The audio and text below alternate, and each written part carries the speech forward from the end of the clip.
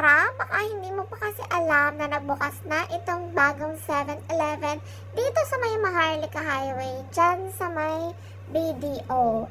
So, for today's video nga, ay gusto lang namin gumawa ng 7-Eleven hack. Kasi ang tagal ko nang gustong makigaya, charis. Pero ayan, gawa tayo ng hot chocolate floaty. And, ayan, nakabayad na tayo, kaya naman pwede na natin gawin to sa loob ng 7-Eleven. Ibuhos lang natin tong hot chocolate doon sa cup ng floaty. And, antayin natin yung result. Pero, yung result namin ay hindi namin nakita. Dahil, hindi kami nagbasa ng instructions. So, this is a 7-Eleven hack that you should not follow.